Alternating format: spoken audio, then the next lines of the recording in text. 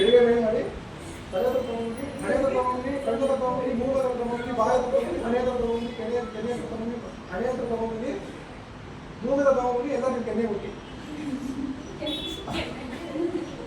ನಾನೇನು ಹೇಳಿದ್ದು ನಾನು ಕೊಟ್ಟಿದ್ದು ಹೇಳುತ್ತಿದೆ ಕನ್ನಡದಲ್ಲಿ ಬೆಲ್ಲ ಗಡ್ಡ ಬೆಲ್ಲದ ಕಳ್ಸಿದ್ರೆ ಚಿನ್ನ ಇದು ಕಿಡ್ನಿನ ನಾನು ಟೆಸ್ಟ್ ಮಾಡಿದೆ ನಿಜವಾಗ್ಲೂ ಇದೆಯೋ ಅಥವಾ ನಾವು ಸುಮ್ಮನೆ ಫಿಸಿಕಲಿ ಪ್ರೆಸೆಂಟು ಅಥವಾ ಮೆಂಟಲಿ ಪ್ರೆಸೆಂಟು ಓಕೆ ಇನ್ನೊಂದು ಟೆಸ್ಟ್ ಕೇಳಿಸ್ಕೊಂತ ಇದೆಯೋ ಇಲ್ಲೋ ಅನ್ನೋ ಟೆಸ್ಟ್ ಓಕೆ ಕರೆಕ್ಟಾಗಿ ಕೇಳಿಸ್ಕೊಬೇಕು ನಾನು ಯಾವಾಗ 5 ಅಂತ ಹೇಳ್ತೀನಿ ಈಗ ಒಂದು ಕ್ಲಾಸ್ ಬಿಡಿ 1 2 3 4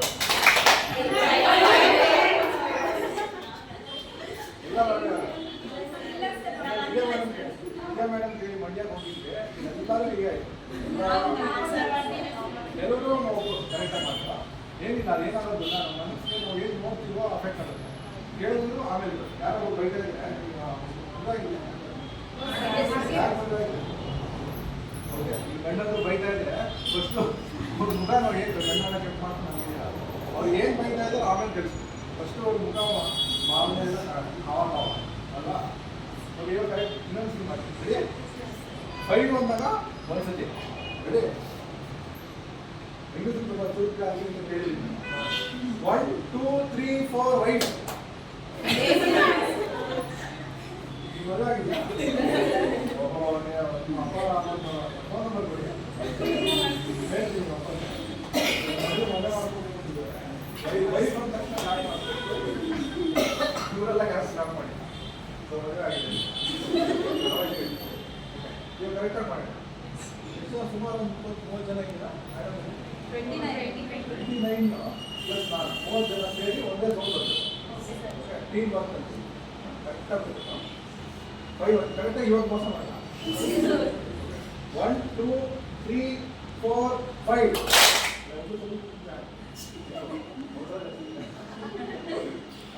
1 2 3 4 5 ಲಾಸ್ಟ್ ಇನ್ನೊಂದು ಆಕ್ಟಿವಿಟಿ ಎಲ್ಲರೂ ಎಡಗೈ ಮೇಲ್ ಮಾಡಿ ಕನ್ನಡ ಅರ್ಥ ನಾನು are you ready for the session ನೀವೇನು ಮಾಡಬೇಕು ಎಸ್ ಅಂತ ಹೇಳಿ ಬಟ್ ಆ ಎಸ್ ಅನ್ನೋದು ವಿಚಿತ್ರವಾಗಿ ರೇಟಿ ಬರುತ್ತಾ ವಾಯ್ಸ್ ಅಥವಾ ನಿಮ್ಮ ಧ್ವನಿಲಿ ಎನರ್ಜಿ ಬರಬೇಕು ಎನರ್ಜಿ ಕಾಣಿಸ್ಬೇಕು ಅದೇನಾಗ್ತಾ ಇದೆ ಚಿಕ್ಕಬಳ್ಳಾಪುರ ಟೆಂಪ್ರೇಚರ್ ಎಷ್ಟು ಗೊತ್ತಿಲ್ಲ ನೋಡೋಣ ನಿಮ್ಮ ಒಳಗಡೆ ಟೆಂಪ್ರೇಚರ್ ಎಷ್ಟು ಎನರ್ಜಿ ಇದೆಯೋ ನೋಡೋಣ ಓಕೆ ನಾನು are you ready for the session ಅಂತ ನೀವೇನು ready are you ready for the session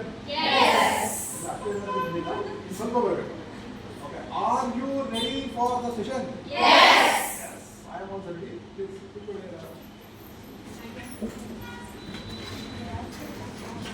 so ನನ್ನ ಹೆಸರು ಜ್ಞಾಪಕ ಇರಲ್ಲ ದರ್ಶನ್ ಗೊತ್ತಾ ಆಕ್ಟರ್ ದುಡ್ಡು ಬೇಕು ಎಲ್ಲವೂ ಮಾಡುವುದು ಹೊಟ್ಟೆ ಕಾಟಿ ಹೇಳಿದ್ದೀರಾ ಹಾಂ ಸೊ ಬೇಕೇ ಬೇಕು ಹೌಸ್ ಏನಂದರೆ ಫುಡ್ ಕ್ಲೋತ್ ಆ್ಯಂಡ್ ಶೆಲ್ಟರ್ ಇಂಗ್ಲೀಷಲ್ಲಿ ಊಟ ಬಟ್ಟೆ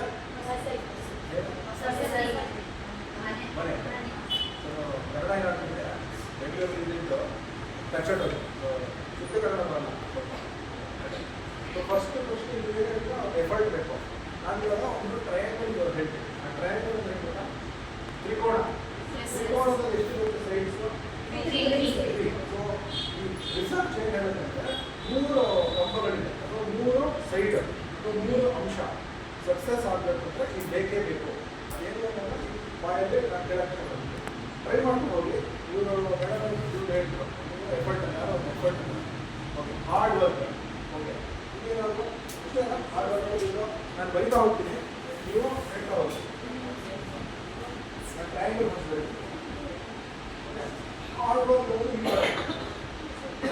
ನೆಕ್ಸ್ಟ್ ಹಾರ್ಡ್ ವರ್ಕ್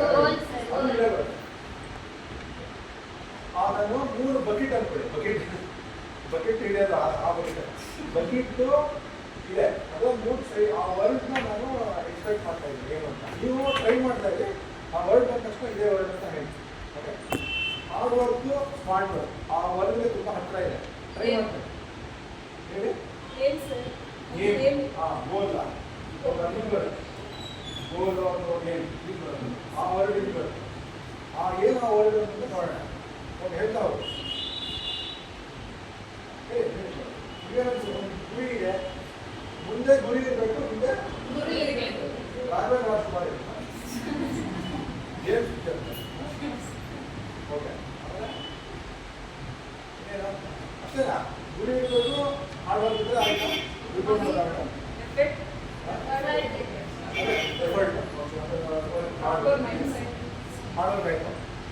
ಇನ್ನು ಜೋರಾಗಿ ಹೇಳಿ. ಯಾರೋ ಹೇಳಿದ್ರಿ ಈಗ ಯಾವುದೋ ಪ್ರಾಪರ್ ಮೈಂಡ್ ಸೆಟ್ ಅಂತ.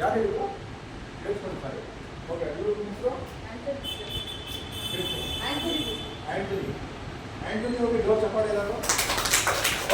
ಅದು ಕರೆಕ್ಟ್, ಹತ್ರ ಇಲ್ಲ, ತುಂಬ ಹತ್ರ ಆ ವರ್ಡ್. ಈಗ ಗೊತ್ತಿರೋ ವರ್ಡ್ ಅಲ್ಲ.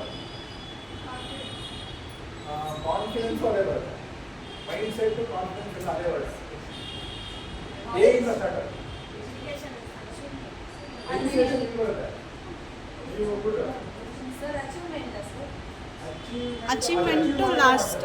ಅಚೀವ್ ಮಾಡೋಕ್ಕೆ ನಾವು ಎಲ್ಲ ಮಾಡ್ತಾರೆ. ದುಡ್ಡು ಬೇಕು ಮುಂದೆ ಬರೋದು, ಬಟ್ ಅದು ಮಾಡೋಕ್ಕೆ ಏನೇನು ಬೇಕು? ತುಂಬ ಹತ್ರ ಇದ್ದೀರಾ, ತುಂಬ ಹತ್ರ ಇದ್ದೀರಾ. ರಿಪೀಟ್ ಮಾಡಿ ಈಗ ಹೇಳಿದ್ದು. ಅದಕ್ಕೆ ಮುಂಚೆ ಇನ್ನೊಂದು ಏನು? ಯಾರಿಗೂ ನಾಲೆಜು? ಇದು ಕರೆಕ್ಟ್ ವರ್ಡ್. ಫಸ್ಟು ಇದು ಜೋರ್ ಚಪ್ಪಾಳೆ. ಮೀನಾಕ್ಷಿ ಅವ್ರಿಗೆ ಜೋರ್ ಚಪ್ಪಾಳೆ. ಸೊ ಇದು ಒಂದು ಟ್ರಯಾಂಗಲ್ ಸೈಡ್ ಹೇಳ್ತಿದ್ರು ನದಿ ಬರ್ತಿದೆ. ನಾಲೆಜ್ ಒಂದು ಸೈಡ್ ಆಯಿತು. Knowledge education knowledge mind set ಹತ್ರ ಇದೆ. ನಾನು ಹಿಂಟ್ ಕೊಡ್ತೀನಿ, ಟ್ರೈ ಮಾಡಿ. ಏಜ್ ಸ್ಟಾರ್ಟ್ ಆಗುತ್ತೆ. ಇಂಗ್ಲೀಷಲ್ಲಿ ಅವ್ರಿಗೆ ಸಿಕ್ಕಾಪಟ್ಟೆ ಕೊಬ್ಬು ಅಂತ ಹೇಳ್ತಾರೆ, ಅದು negative attitude. Okay, positive negative ಎರಡೂ ಇರುತ್ತೆ. ಓಕೆ, ಸೊ ಒಂದು ಆ್ಯಟಿಟ್ಯೂಡು ತುಂಬ ಮುಖ್ಯ. ಏನು ಅಂತ ನೋಡೋಣ. ಆ್ಯಟಿಟ್ಯೂಡ್ ಆಯಿತು. ಕನ್ನಡದಲ್ಲಿ ನೀವು ಮೈಂಡ್ ಸೆಟ್ ಅಂತ ಮನೋಭಾವನೆ, ಮನಸ್ಥಿತಿ, ಅದು ಮೈಂಡ್. ಫಸ್ಟು ಮೈಂಡ್ ಸರಿ ಇರೋದಲ್ಲ. ಏನೇ ಕೆಲಸ ಮಾಡಬೇಕಾದ್ರೆ ಮೈಂಡೇ ಮನಸ್ಸೇ ಸರಿ ಇಲ್ಲ ಅಂತ ಕೆಲಸ ಮಾಡೋಕ್ಕೆ ಇಷ್ಟಪಡಲ್ಲ ಅಲ್ವಾ? ಇವಾಗ ನಿಮ್ಮ ಮೈಂಡ್ ಸರಿ ಇಲ್ಲ ಅಂದರೆ ಯಾರೊಬ್ಬ ವಿರೋಧವಾಗಿ ಯಾರೋ ಟ್ರೈನಿಂಗ್ ಮಾಡ್ತಾರೆ, ಯಾರು ಟ್ರೈನ್ ಮಾಡ್ತಾರೆ. ಮೈಂಡ್ ಸರಿ ಇದೆ, ಮೈಂಡ್ ಫಸ್ಟ್ ಸರಿ ಇದೆ. ನೆಕ್ಸ್ಟು ನಾಲೆಜ್ ಬೇಕು. ನೀವೇನು ಕೆಲಸ ಮಾಡ್ತೀರೋ ನಾಲೆಜ್ ಬೇಕು, ಜ್ಞಾನ ಬೇಕಲ್ವಾ? ಫ್ಯಾಮಿಲಿಗೂ ಅಷ್ಟೇ. ನೀವು ಈ ಟ್ರೈನಿಂಗ್ ಮಾಡ್ತಾ ಇರೋದು ಬರೀ ಪ್ರೊಫೆಷ್ನಲ್ ಅಲ್ಲ, both professional and personal. So ಎರಡು ಟ್ರೈನಿಂಗು ನಮಗೆ ಹೆಲ್ಪ್ ಆಗುತ್ತೆ. ಓಕೆ, ನಾವೇನು ಹೇಳ್ತಿದ್ದೀವಲ್ಲ, ಡಿಸ್ಕಸ್ ಮಾಡ್ತೀವಲ್ಲ, ಇದೆಲ್ಲ ನೀವು ಅಳವಡಿಸ್ಕೊಂತ ಹೋಗಿ ನೀವೇ ನೋಡಿ ನೆಕ್ಸ್ಟ್ ಪ್ರೊಫೆಷನ್ಗೆ ಸ್ವಲ್ಪ ಚೇಂಜಸ್ ಕಾಣುತ್ತೆ ನೀವು ಅದನ್ನು ಅಳವಡಿಸ್ಕೊಂಡ್ರೆ. ಓಕೆ, ಅದು ಒಂದು ಸೆಂಟೆನ್ಸ್ ಹೇಳ್ತೀನಿ, ಎಲ್ಲರೂ ನೀವು ಹೇಳಿ, ರಿಪೀಟ್ ಮಾಡಿ. ನಾನು ಏನು ಕೇಳಿಸ್ಕೊಳ್ತೀನೋ ಹೇಳಿ, ಮತ್ತೊಂದು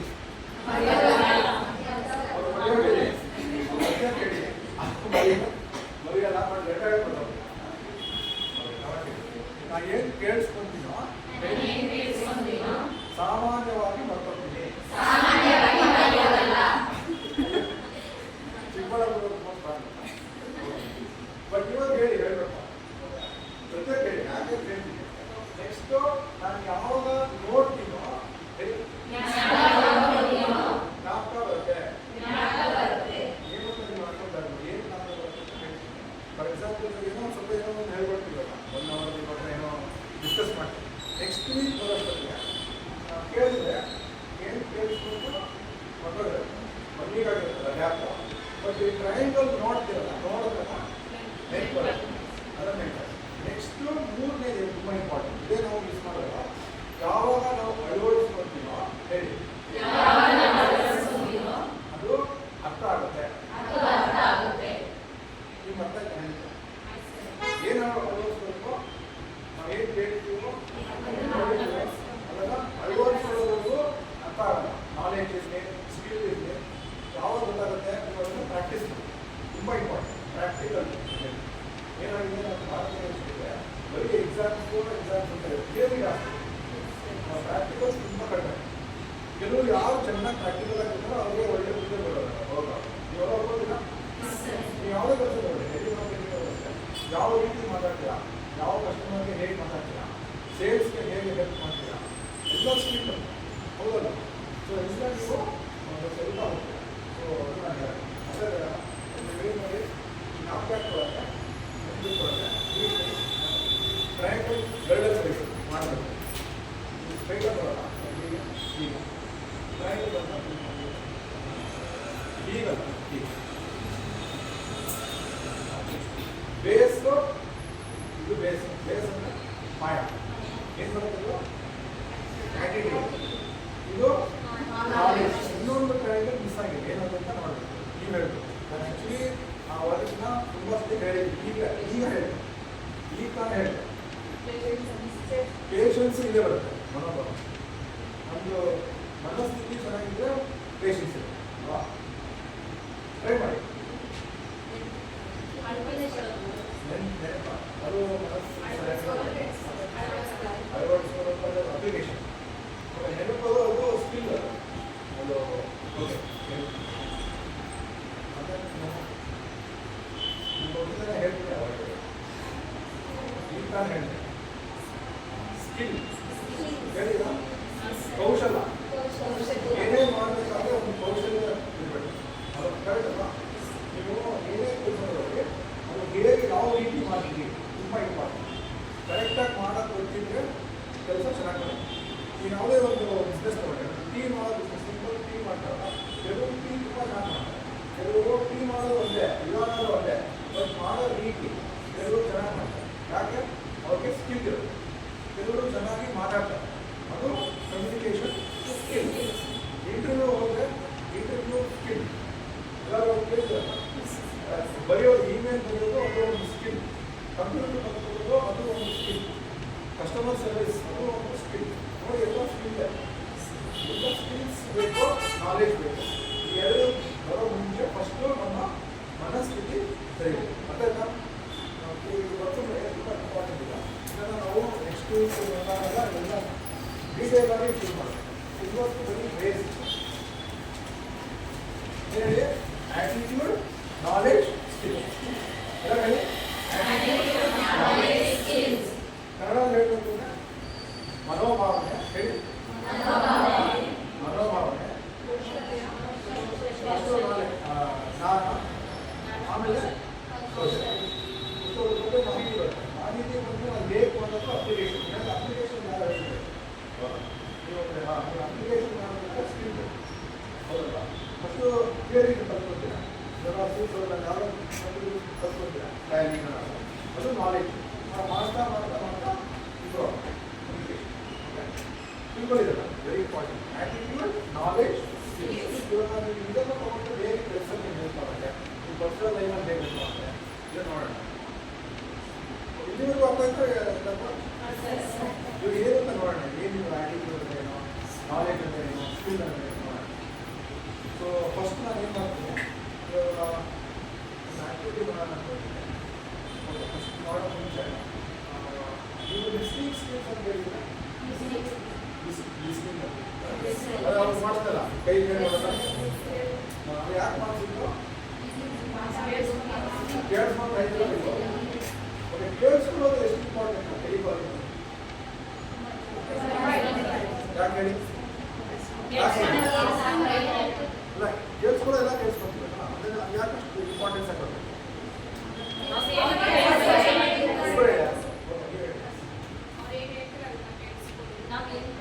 ಅವ್ರು ಬೈದು ಕೇಳಿಸ್ಕೊಂಡ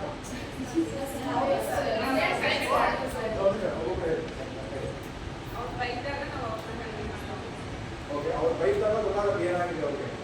ಇಂಗ್ಲೀಷಲ್ಲಿ ಪೇಯ್ನ್ ಪಾಯಿಂಟ್, ಪೇಯ್ನ್ ಪಾಯಿಂಟ್ ಏನಿದೆ ಪೇಯ್ನ್ ಅದನ್ನು ಅಡ್ರೆಸ್ ಮಾಡ್ತಾರೆ. ಇಲ್ಲಿ ನಾವು ಸಾಲ್ವ್ ಮಾಡ್ಬೋದು. ಅಷ್ಟು ಕೇಳಿಸ್ಬೇಕು. ಸೊ ಆ ಕೇಳಿಸ್ಕೊಳ್ಳೋದೇ ಒಂದು ಕಲೆ ಕೌಶಲ್ಯ.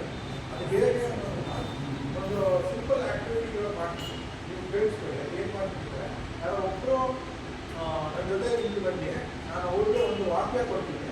ಆ ವಾಕ್ಯನ ಕಿವಿಗೆ ಹೇಳ್ತಾ ಹೋಗ್ಬೇಕು. ಒಬ್ಬರಿಂದ ಒಬ್ಬರು, ಒಬ್ಬರಿಂದ ಒಬ್ಬರು, ಕೊನೆಗೆ ಬರೋವರೆಗೂ ಏನಾಗುತ್ತೆ ನೋಡೋಣ. ಕರೆಕ್ಟ್ ಕೇಳಿಸ್ಕೊಂಡಿದ್ರೆ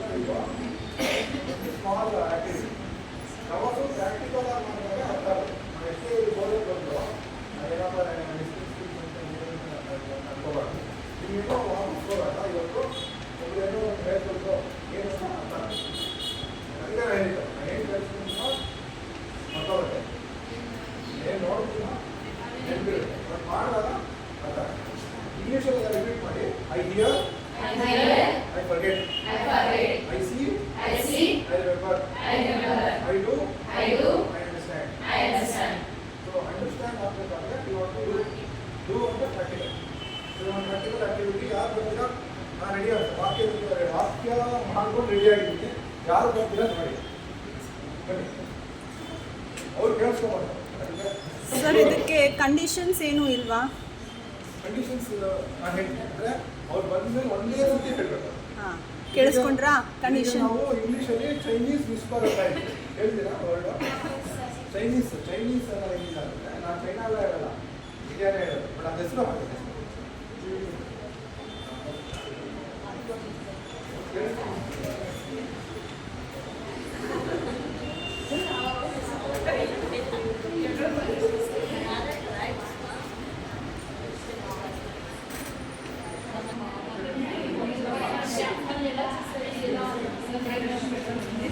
ಓಕೆ, ರಶ್ಮಿ ಅವರು ಇವಾಗ ಏನೋ ಹೇಳ್ಕೊಟ್ಟಿದ್ದೀವಿ ಒಂದು ಸೆಂಟೆನ್ಸ್ ಇಂಗ್ಲೀಷಲ್ಲಿ, ತುಂಬ ಸಿಂಪಲ್ ಸೆಂಟೆನ್ಸ್.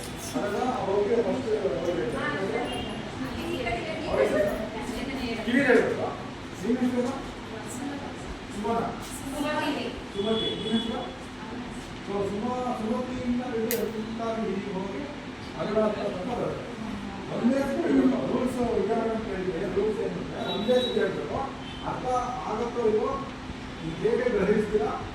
ಲಿಸ್ನಿಂಗ್ ಸ್ಕಿಲ್ಸ್ ಅಂತ, ನೀವು ಸ್ಪೀಕಿಂಗ್ ಸ್ಕಿಲ್ಸ್. ಇದು ಸ್ಪೀಕಿಂಗ್, ಇದು ಫಸ್ಟ್ ಟೈಮ್ ಕಷ್ಟ ಆಗ್ಬೋದು. ಇಂಗ್ಲೀಷ್ ಸ್ವಲ್ಪ ಕಷ್ಟ ಆಗ್ಬೋದು, ಬಟ್ ಈಸಿ.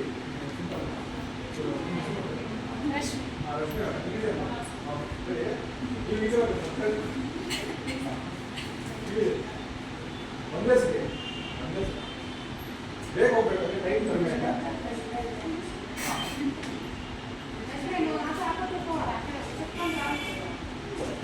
ಸರಿ ಮಾತಾಡ್ತಿಲ್ಲ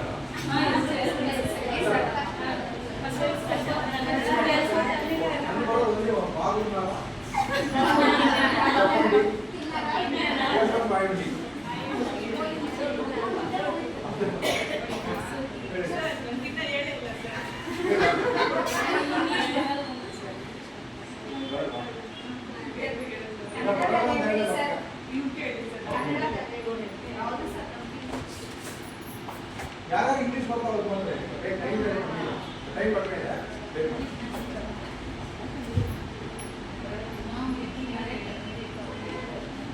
ಅಲ್ಲ ಅಷ್ಟೇ ಸರ್, ನೀವು ಏನು ಹೇಳಿದ್ರು ಅಷ್ಟೇ ಅಭ್ಯಾಸ. ಸಾರಿ ಪಾಸ್ ಮಾಡಿ ಏನು ಹೇಳ್ಬೋದು. ನೆಕ್ಸ್ಟ್ ಯಾರು ಇಂಗ್ಲೀಷ್ ಇಂಗ್ಲೀಷ್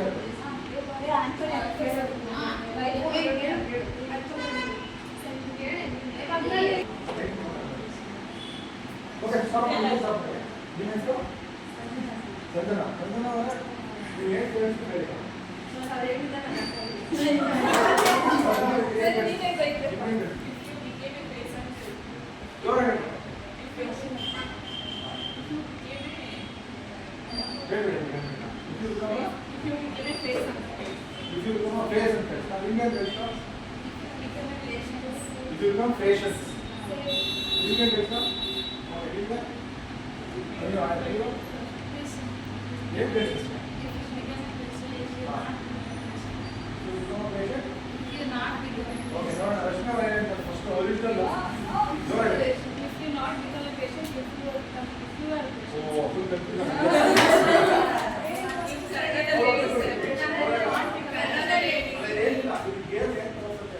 ಕೇಳಿಸ್ಕೊಳ್ಳೋದು ಒಂದು ಆರ್ಟ್ ಗಮನ ಇಟ್ಟು ಕೇಳಬೇಕು. ಇದೇನಾದ್ರೆ ಇಂಗ್ಲೀಷ್ ಲ್ಯಾಂಗ್ವೇಜ್ ಪ್ರಾಬ್ಲಮ್ ನೆಕ್ಸ್ಟ್ ಬೇರೆ ಸ್ವಲ್ಪ ಕನ್ನಡ ಮಾಡ್ತೀನಿ. ಏನು ತೋರ್ಸಕ್ಕೆ ಬಂದಿದ್ದು ಅಂದರೆ ಇದೇ ಕೇಳಿಸ್ಕೊಳ್ಳೋದು ಅಷ್ಟು ಈಸಿ ಅಲ್ಲ.